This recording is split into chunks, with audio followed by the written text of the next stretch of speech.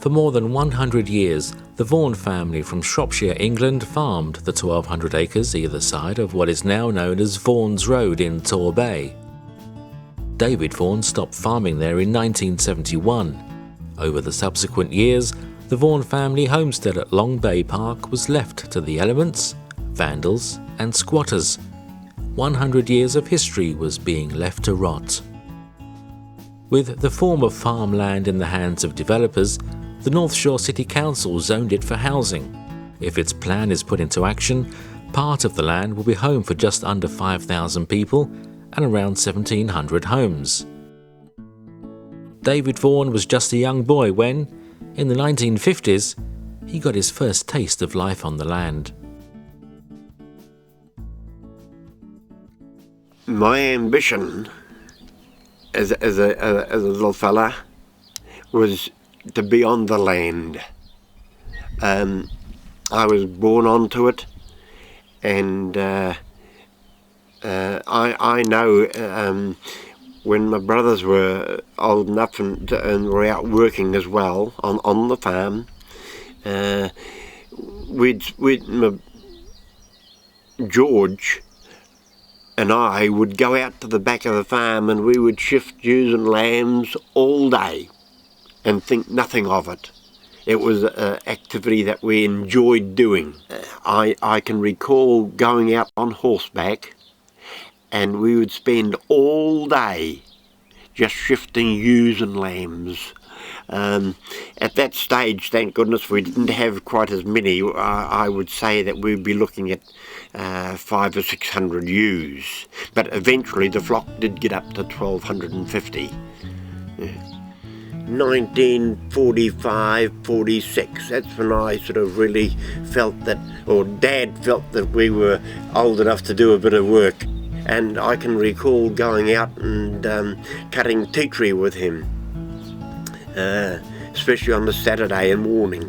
And we used to have the billy with milk and water. That was what we drank when we were out cutting the scrub. I can remember that quite plainly. Thoroughly enjoying the work because that's all we really knew. And we used to milk cows, and that was our job, morning and night, to go out and milk those. And we had up to 18 cows by milking by hand. So I got pretty good at it. And I could do 8 an hour. and we used to just drop the bucket under the cow, and we had a lump of 4x4 with a 6x1 board nailed across the top, and that was our seat. And put the bucket down and away you go. And after we had accumulated and separated the milk,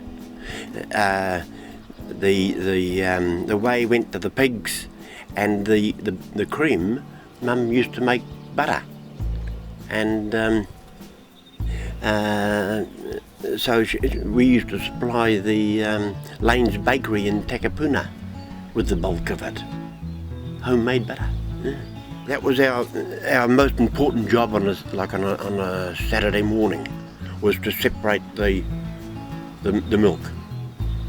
And then when we did that, we used to churn the cream. Oh, I got quite an expert at doing the butter. There's my butter pats. Oh well, 30 pound to Lanes alone a week.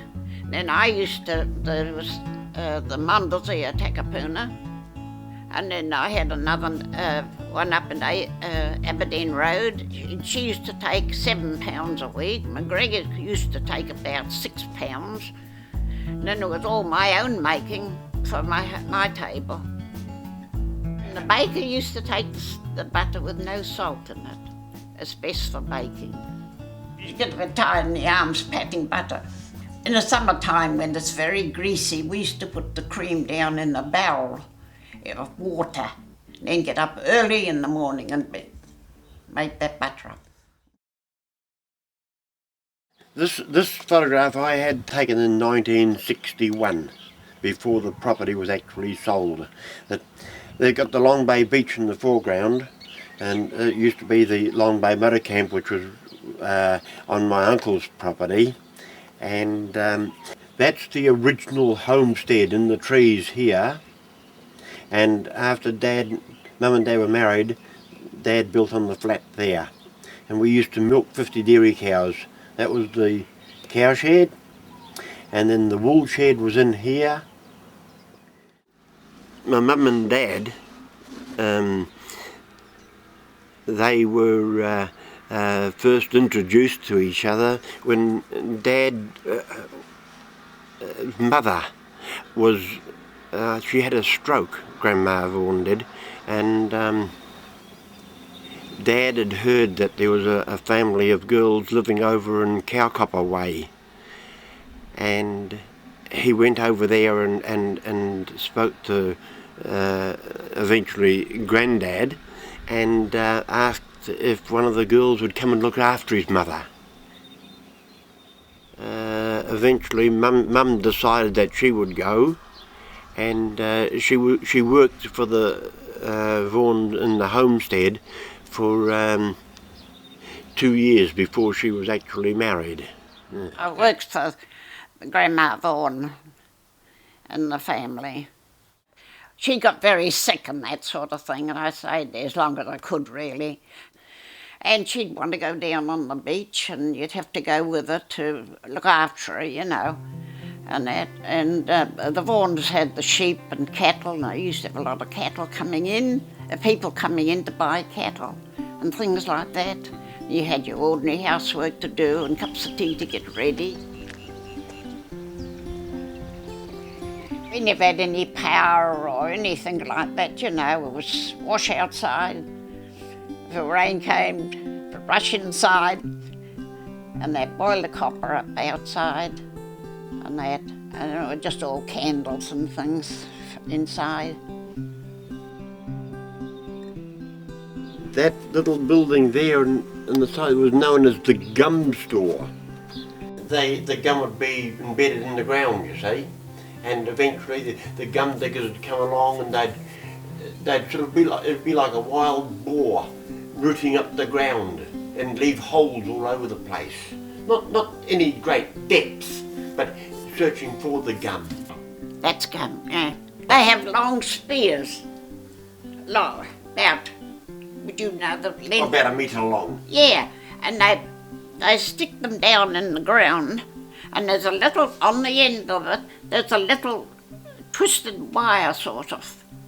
And they stick this down and just work round all over it, and they pull the spear up and all, there's gum there. And they Vaughans used to have a lot of gum in the shed. I used to scrape the gum when I was about 9 or 10. We were on a farm, and we used to go and look for the gum. My dad would plough, and we would follow the plough and look for the gum. And then when we got a load of, we'd take it home, and evening time we used to scrape this gum. Sit on a square box with a piece up the front and just hold your gum like that, and with a knife scrape it all nice and clean. And we used to ride to the store, and our storekeeper used to buy the gum off us. Then we would buy our shoes for school. Was the money that you earned Yes, from the gum? yeah. Then we decided we'd build a home across the creek. And then finally time came around, we got married. We had a home with electricity and everything then, you see, by the time we got round to that. They had the farm, the electricity brought in across the farms, and we had it. And then, of course, when we had it, the brother-in-law put it into the old house, because he only had to go up the hill, you see. They set up house there, and it was finished up. Dad had built a Tecoma hedge right around the house, and of course it had to be cut annually, and I know and remember quite well that it eventually became my job. I don't know whether it was because I had a straight eye or what, I don't know, but I used to, that was one job that I took on, and was a chore that was from then on until I left the place. Yeah, it was to cut the hedge.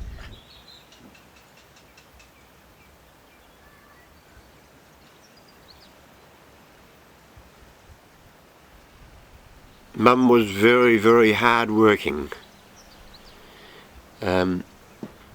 If there was problems on the farm, well, I can recall when we were youngsters how she used to get on the horse and go out round the stock, and she was part of it.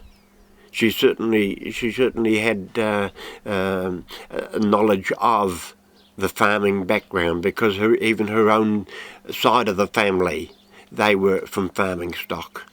So she knew what it was all about, hard work.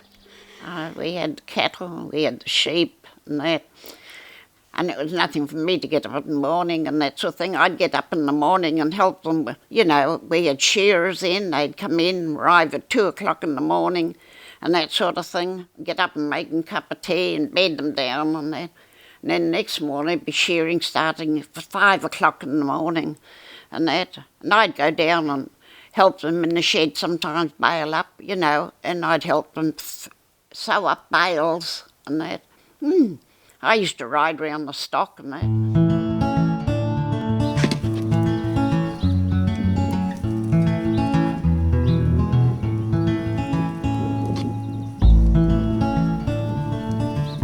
David Vaughan is still actively shearing sheep, mainly at people's small holdings on the North Shore. He saw his first sheep when he was just 10 years old. Oh, well, I've been shearing now for pretty close to 50 years. Yeah. And I still enjoy it, very much so. The window, when you finish at the end of the day and see the mob of sheep there, you get a great feeling of satisfaction. I saw all those sheep, you know, even though there might only be 100, 120. It's still the fact that I saw them, you know. So I get a great kick out of that.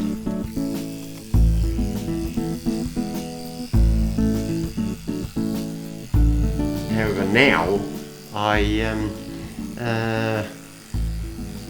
just go out and retired from the job really, but because I enjoy shearing, I just go out and do small lots and thoroughly enjoy it.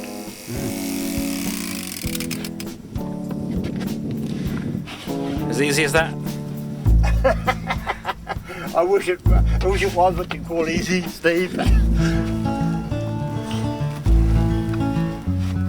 But that's it.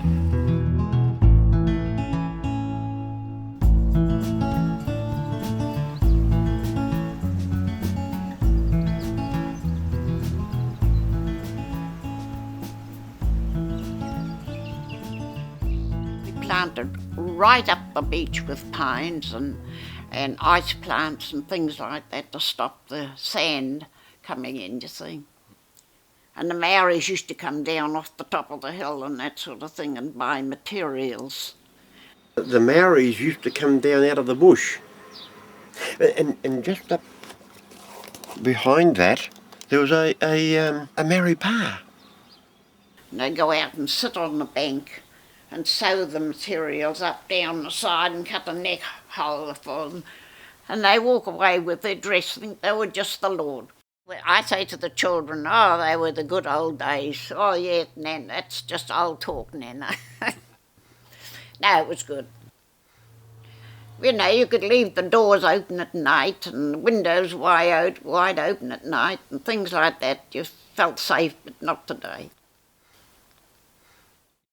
1949, when Dad and his uncle, his brother, went for a trip to Australia. And he said, "You boys be good for Mum." And he said, "If you're good for Mum, boys," he said, I'll buy you a milking machine. and they were very good. We got up 2 o'clock in the morning and they milked the cows, and we went out to Mechanics Bay to meet the plane. And then when their Dad finally got home, he had a milking machine for them. And of course, a milking machine in those days was really something. Yeah. After, being used to milking about 16 cows by hand every morning and night. And sure enough, when Dad came back from Australia, he stuck to his promise and he built us a milking machine, and we were able to milk 2 cows at a time. So it was really something, And he rigged us all up and put this milking machine in it. The kids thought they were wonderful. And before that, we used to sit in the open paddock and sit on a stool and milk the cows anywhere in the paddock, in the yard, because it was quite a yard, you see, where the shed was. But no trouble. As they got older, Dad had their jobs ready for them.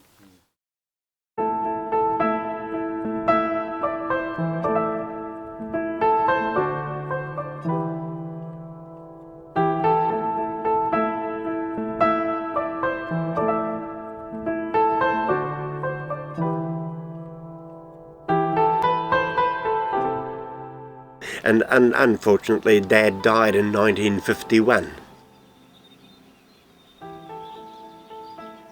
He came back and he was just going to plant some turnips. Had the flat all ploughed up and worked up to put these turnips in.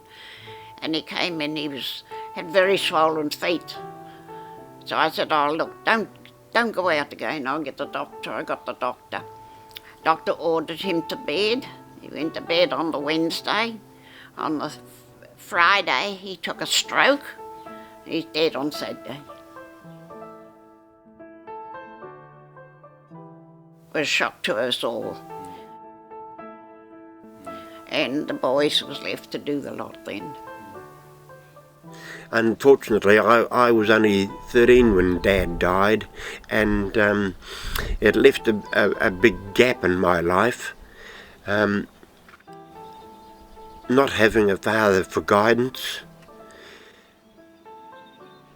I would quote Dad as being a very down-to-earth, honest farmer.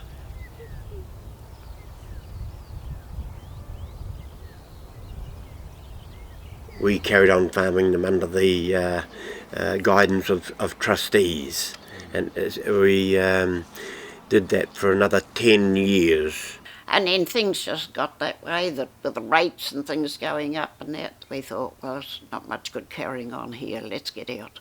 And we sold the property in 1961. The rates, such a burden that, we couldn't see it possible to carry on, so we thought, well, the best thing to do would be to sell up. Although the Vaughan family had sold the land, David wasn't ready to leave the farm just yet. He bought back 300 acres of the land so he could carry on farming. I bought back approximately 300 acres, and I farmed that on my own account for a further 10 years until it got to the same stage as the previous bigger property. Rates drove me out. So I thought, well, this is it. I'm gonna sell up now. When the bulls that I had went out the gate, I had a tear in my eye. I don't mind admitting, but I said to myself, well, look, just go and occupy your mind doing something as far as cleaning up is concerned, and because what has happened is inevitable. So I I set to it and did something that sort of took my mind off what was actually happening, you know.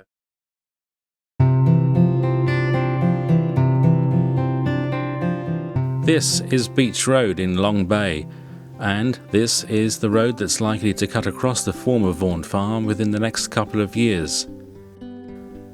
Back in the 1960s and 70s, when the Vaughans sold their land, development seemed a long way off, but it's now just around the corner. North Shore City Council says 1,000 acres of the former Vaughan farm has been earmarked for around 1,700 houses for more than 4,000 people. Development will start sometime after the first subdivision is made in 2006. Unless something changes, the area could be completely developed by 2027. Among those fighting to save the land from being built on is the Great Park Society. The Society's David Gatwood says the area should be made into a protected reserve for future generations. North Shore City Council says that would cost too much money, and that if that was done, the council would have to build houses somewhere else in the city.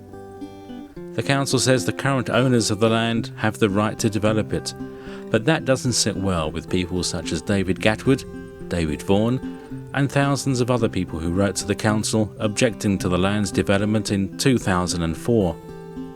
For us, it's about the degree of public support that can be generated for this wonderful concept. We see that growing and growing. Anyone who takes a fresh look at this countryside, this peninsula, knows that it has got to be preserved for future generations. As that public pressure swells, any money issues will become minor. I would like to see more of that land put into public reserve. I know that it costs a lot of money, but it's something that if it's built on, we will no longer have it. And the only time we can do it now to buy it is now, before it's built on, because you'll never get it again. So far, North Shore City Council has spent almost $23 million buying 38.5 hectares of the former Vaughan land. That's about 87 acres. The ARC has also bought around 20 acres. North Shore MP Murray McCulley says he commends the North Shore City Council for the commitment it has made to date, but would like to see as much of the Vaughan land as possible retained for a park. In a statement, he said, "With the huge growth in population on the shore, we will regret it in the future if we do not ensure a major area is set aside for recreational use."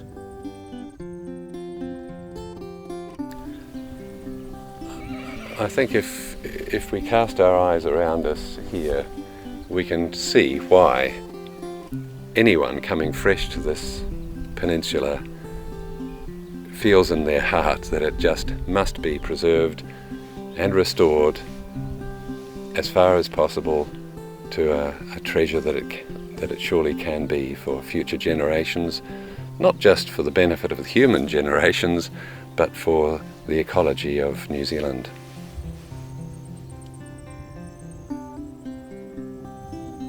Although a cloud hangs over the land, the Vaughan family homestead is now owned by the Auckland Regional Council. Volunteers from the Torbay Historical Society look after the home, help maintain it and open it to members of the public.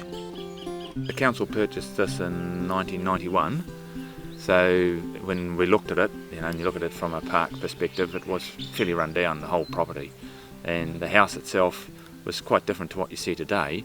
The inside of it was fairly run down.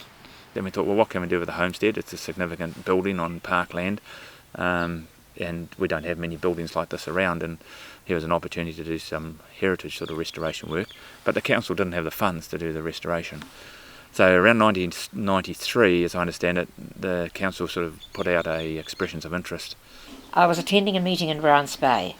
I was also helping a lot of other community things, and one of the girls had seen the advertisement that the ARC had posted in the paper, that it's calling for community groups interested in saving, because of its historical nature, saving this homestead. Otherwise it was going to be flattened, and they were going to put picnic grounds up here. So I went into, with several of my committee members, into the ARC, and they listened to what we said, laughed, smirked horribly when they asked me how much money I had, and I said $600, but we will raise funds. We went on the street for starters. We sat in the street in Torbay with big placards saying, the ARC are going to pull down the house, what do you think about this? And that made people stop. And then we got all their signatures to become members. And we got 290 signatures in about 3 hours, I think. I hadn't had anything to do with the Vaughans at all, of course. Went up to David's house when he lived up in Vaughan's Road and said to him, David, do you by any chance have a photo of the old house as it was originally? Because this is what we've got to return it to. And he had a painting done by one of the local painters, and we took that with us down in the street so the people in the street knew what we were talking about. And that was really amazing, the response we got from Torbay. And just hitting hard and saying, this is our history, you know. Are you going to let this happen? We've got to fight this one. That's all there is to it.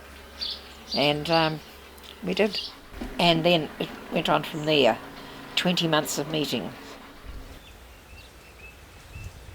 It's in such a beautiful setting. It just seems such a shame for it not to, survive really, because it's got the history of, the area, and it's just lovely.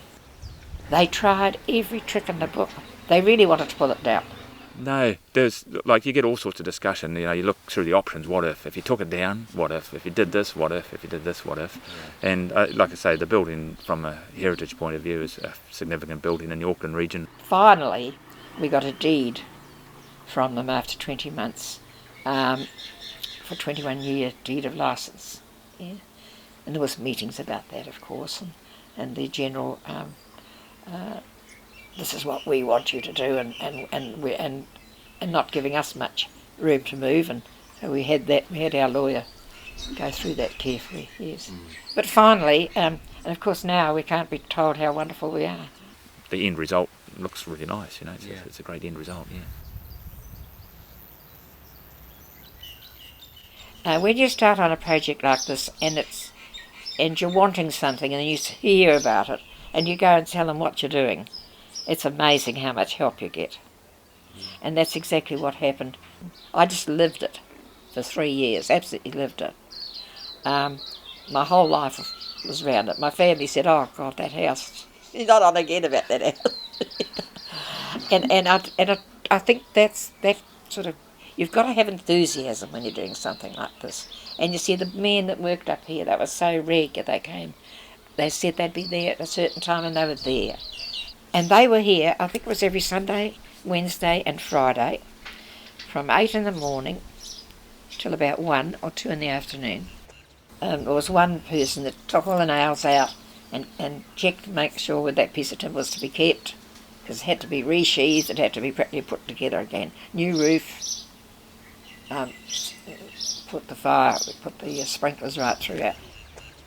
If you look at this building here, it had to be built basically from the ground up. And the people in Torbay Historical Society at the time, a lot of old guys, I must admit, I used to come out here and talk to them, and they'd be away up there in the building, scraping down boards that they'd pulled out from somewhere. Someone would be out over in the scrapyard sourcing timber and doors or windows or fittings and things like that. So they did a tremendous job in terms of restoring it. We had festivals in the park, and we had concerts, we had all sorts of things. And local schools involved, so it was a huge community involvement. And the whole thing in the restoration of this homestead has been, over the years, it's been this wonderful feeling of we're doing something for posterity, leaving it for other people. It's been a community development, yes, and it still is. when you went upstairs when we first came in here, we found those 3 ceilings, and they were flat, you know. And when we pulled them down, we discovered all this. There was at the end there all that timber. They used all the timber out of the walls, which is like a dwanging, I suppose you'd call it that. And they took it out and it was all kauri, you see. So we've got this beautiful ceiling, that's all kauri. We call it our cathedral ceiling. And there was a landing up there, and the boys slept upstairs. All these alterations were made in 1940, I would think, because that's when that piece went on, the end. Before that it was just a 4-room cottage. And this was a bedroom, but that was more of the living area, you know. So this staircase, this stairwell and up here would have been done in 1940. This beautiful patchwork, look, quilt. It's been done by the local North Shore Sunday quilters, and they presented this to go on this bed. This is one of the original beds.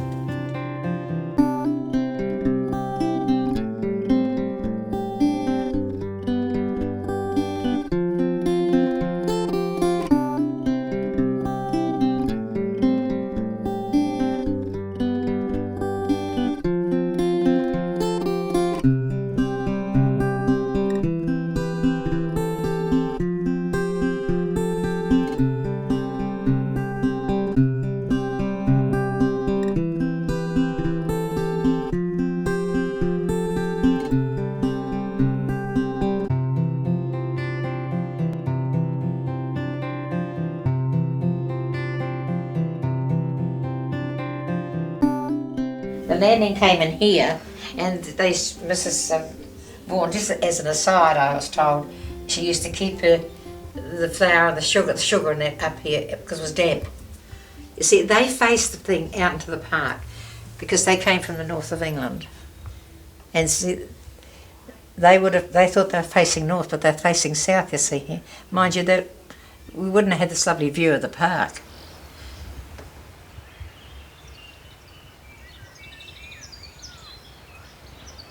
The homestead was built in 1865, and it has altered over the years. The Historical Society took over, and I think they have done a very, very good job.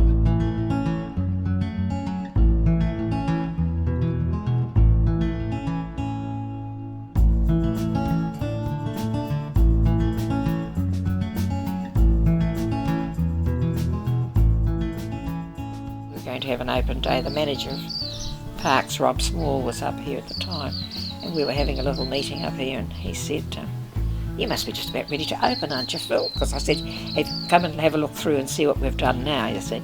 And I said, what do you mean open?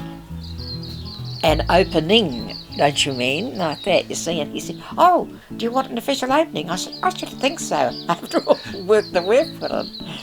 The opening was just fabulous. It was a beautiful day, so I mean that was a plus, a major plus, and everyone was really, really happy that it, you know, come to fruition, and it was just wonderful, really.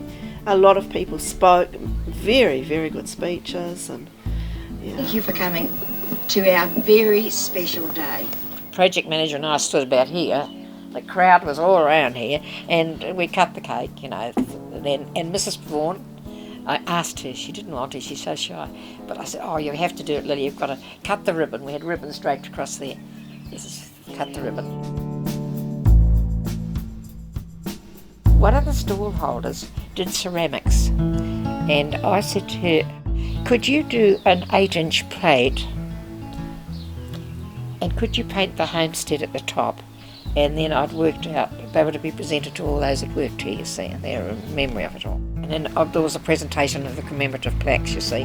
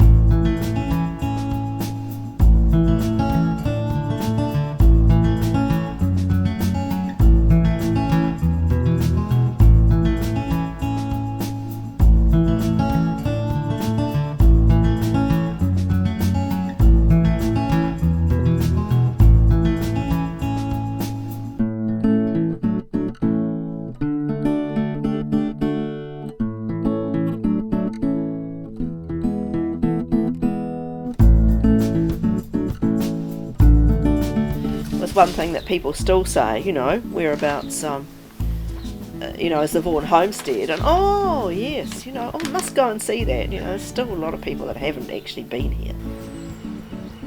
The homestead's open to the public on Sunday afternoons, most Sunday afternoons in the summer, for a couple of hours, and that's manned by society members so that we can show people around and give them the background, and hopefully they will make donations because it's ongoing, and society members can't pay for anything really, some of them out of their own pockets, and so we need the general help. But now the ARC's got in behind and they've taken over a lot of it after 7 years.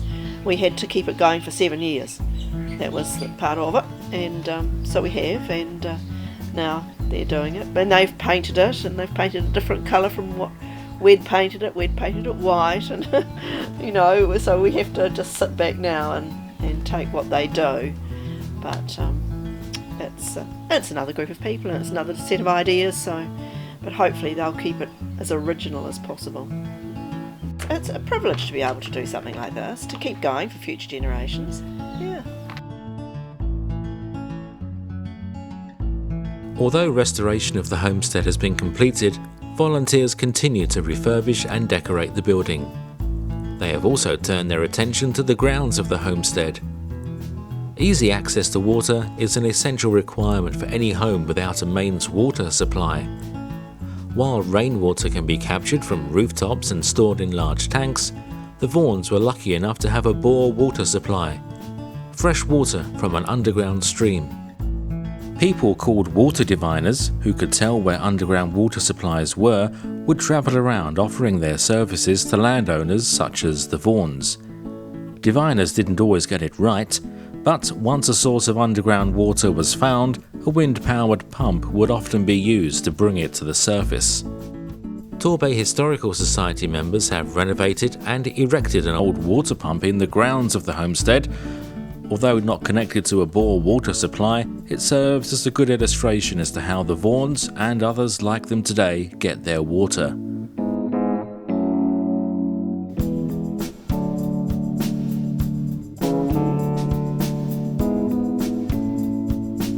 The water pump is yet another indication of the Torbay Historical Society's commitment to preserving local history for both local people and visitors from all over the world.